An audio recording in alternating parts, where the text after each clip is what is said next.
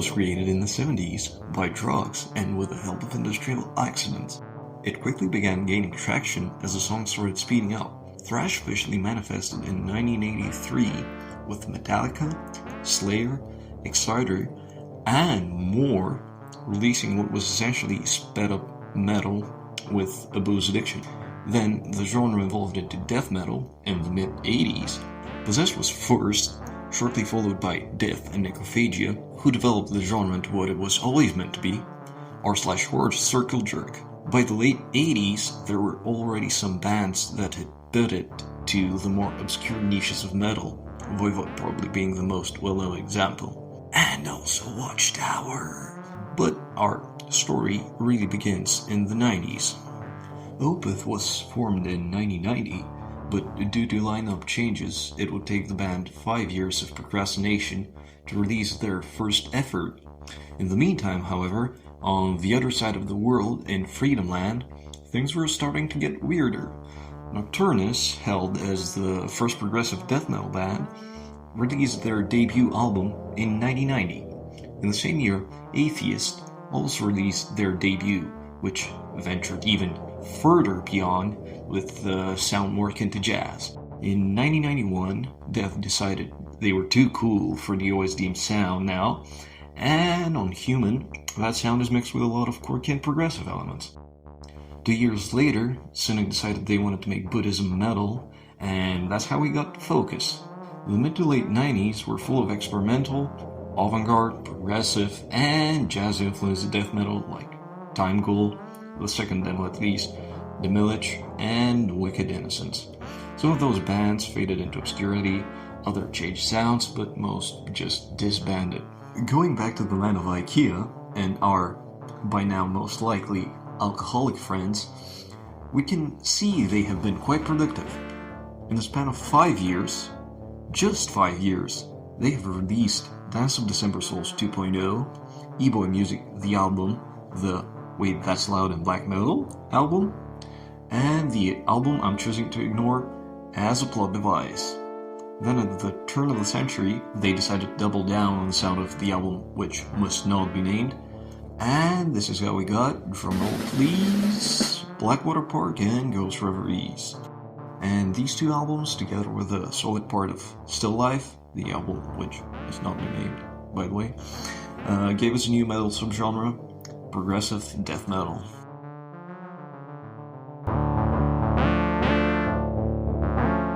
Wait, you might be thinking, what happened to Nocturnus? I thought they were the first prog-death band. And you, my dear Padawan, are correct. Well, sort of. This is where I want to define what actually makes a band prog-death. This bit is based off this article by the guy behind Soliloquium, a death doom band with some prog influences. The definition given in the article is pretty accurate, and that's pretty much what I want to use throughout this video. As the article acknowledges, prog death and tech death are very close, and oftentimes they are even combined by acts in the genre. This is why I want to define standard prog death or vanilla prog death as tech death with prog metal influences. If you're familiar with Obscura, you probably know what I'm talking about. Let's take A Croesus as an example. The opening track, Sermon of Seven Sons, is pretty standard tech death with a weird solo, which, along with other small things, does make it vanilla prog death. Prog death like that is not hard to come by in this day and age. Some other prominent acts in the genre are Beyond Creation, Obsidious, Lamau, and First Fragment. Right after Sermon of Seven Sons comes the Monist, though, which feels like an ode to Focus Era Cynic, sort of taming that weirdness and making it a lot groovier.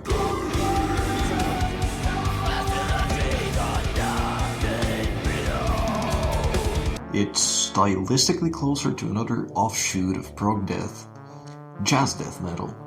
Examples include both bands that fully commit to the part, like Blooded Science, Spasticking, Illuminati, and bands that more subtly blend jazz with the rest of their sound, like Coexistence, Afterbirth, and Vitrified Entity.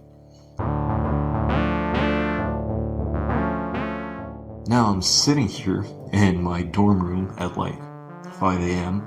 wondering, bro, like, how am I supposed to tie in Opeth with tech-death, prog-death, and jazz death? Of course, there's a clear relation between these three, but Opeth is just Opeth. They are not technical by prog-death standards, but Blackwater Park and Ghost Reveries do incorporate some prog-death elements. They also put their own twist on the whole unusual harmony and melody thing, and their sound is very recognizable because of that. I guess I'm ready with a definition of sorts, and because of soliloquium and the allure of making lists, I'll now present to you what I'll call Mikael Daddy Simple Checklist, or MDSC for short. This is a non-definitive list of Opethian death metal traits, mainly based on Blackwater Park and Ghost Reveries. One thing that's common throughout their whole discography is the mellow-harsh juxtaposition, but I believe they perfected it on these two records. Heavy as Balls chugs,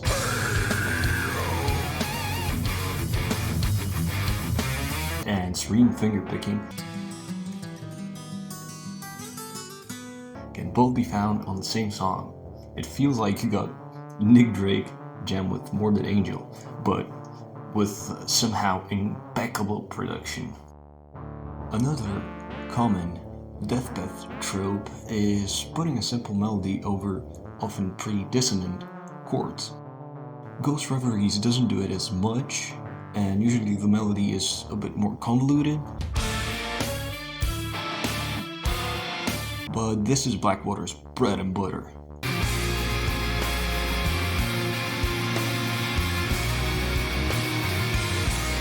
So much so that the band was planning to rename to Åkerfeldt and the Simple Melodies Over Dissonant Chords after this album. Incorporating genres outside of jazz and metal with death metal is also pretty common. Honestly, anything from folk rock to 70s prog goes.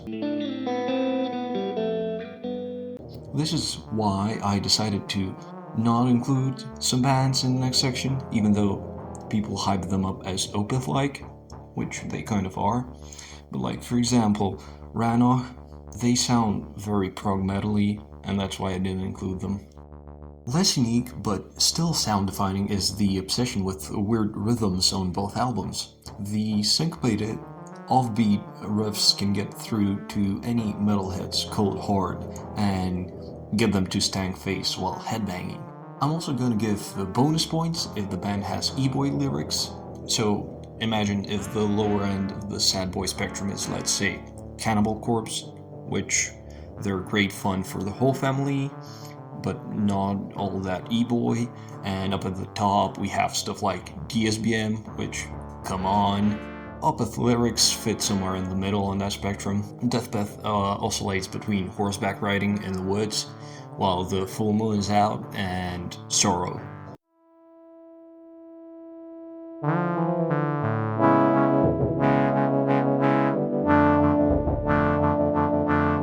First off, we have Biomatter, which Biomatter is one of the most Opethian bands out there, straight up. They check off all points on the MDSC checklist. They even have some great, like, vaguely horny lyrics, like gnawing at the breast. Like, come on, bruh, just keep it in your pants, maybe? Similar to Blackwater Park, Biomatter's main shtick is the simple melody thing.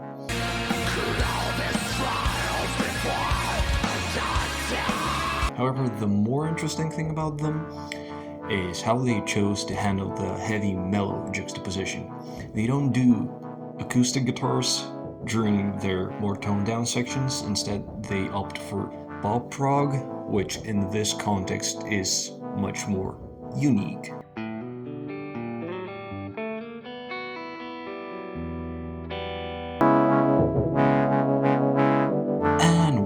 added, we might as well mention Lone Shore, because Lone Shore's vocalist is also part of Matter, which is probably why there are so many similarities between the two. Lone Shore implement the softer sections in a very similar way. Both the vocals and the lyrical contents are pretty much the same. So if you like Matter and you're looking for more, then you found it. The Reliance EP story is kinda weird. The title track was originally created before the other two, and it definitely sounds more like Opeth's older albums. The track itself has been changed a bit for the 2021 EP, but I also found a YouTube video with the older version, and also the old demos from the early 2000s, which sound like old Opeth and old Catatonia. The other two songs on the EP, however, were written later, and they pretty much sound like Blackwater Park with a hint of Neopeth. FarmCon, they even get named and shamed in their Spotify bio for being an Opeth clone, and I mean, I can definitely see why. They tick off all the MDSC boxes, even though their lyrics are a bit lower on the sad boy spectrum, unfortunately. That being said, I think they also have unique features, like the funky segments in Same.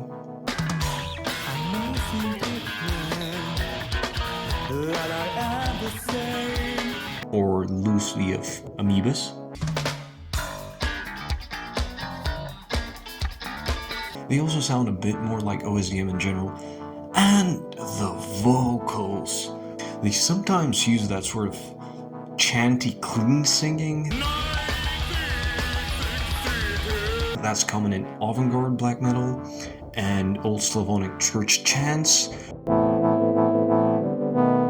Ali does not just imitate Deathpath, they also copy some of the other Opeth flavors, like for example the outro of The Slayer, which sounds like it belongs on My Arms, Your Hers.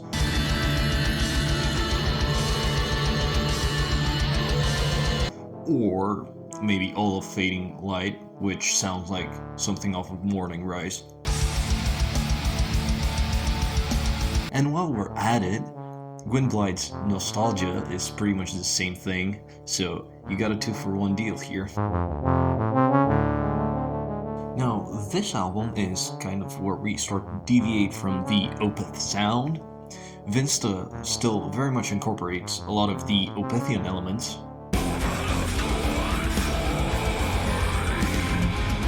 However, they started off as a folk rock band.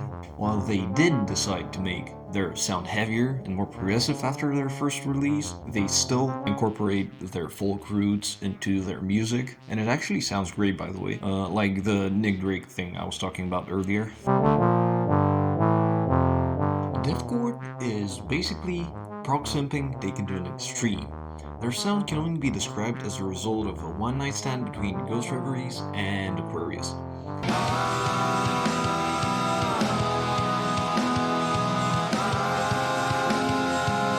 In reality, however, their sound is a bit more nuanced, and there is definitely some prog rock influence mixed in with all the prog metal foundation. That's why this album often sounds more like Watershed than anything else. There's also Fade. She hasn't made a call for years.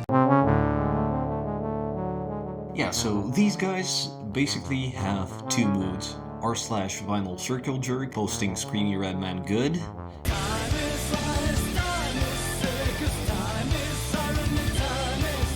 And how'd you do, fellow death metalers?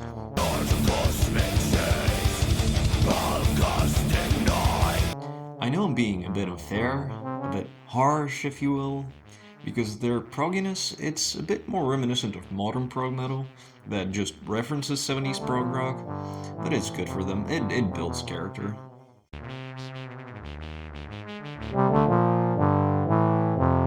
Who could have seen this one coming, am I right? Noble Viscaris came out of their longest pause in between albums and slapped their massive dong on our faces. It's longer than the previous two, the album that is, but one thing that differentiates them quite a lot from Opeth is that the main lead instrument is a violin this time around. And of course now you're probably thinking, ugh, the symphonic neckbeards are at it again. But I can assure you, Noble Viscaris are not even close to symphonic death metal. Like, trust. Maudlin of the Well is another band that is often compared to Opeth, but I don't think that's fair to Maudlin's genius. Remember how I said, no harsh juxtaposition. I believe they perfected it on these two records. Well, I think Opeth got power creeped. The clean, mellow sections feel even more interconnected.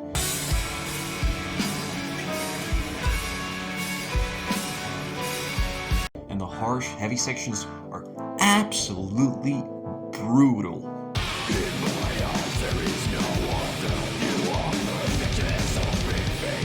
There is also a lot of diversity on this album, like it goes from OSDM to instrumental post-rock to pipe organ death metal. The band also combines male and female vocals very well.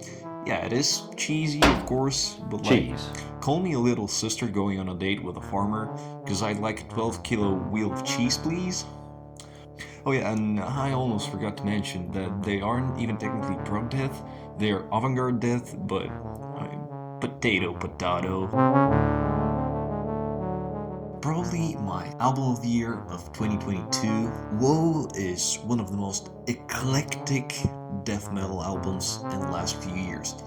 Maybe even, dare I say, the most quirked up death metal album of all time. So, An Abstract Illusion, they have an inspo playlist on Spotify with around like 50 bands, and they might just be the only band that actually sounds like all of their influences combined. They even do like this short DSBM/Funeral Doom inspired section at the end of their 40-minute long behemoth of a song called In the Heavens Above You Will Become a Monster.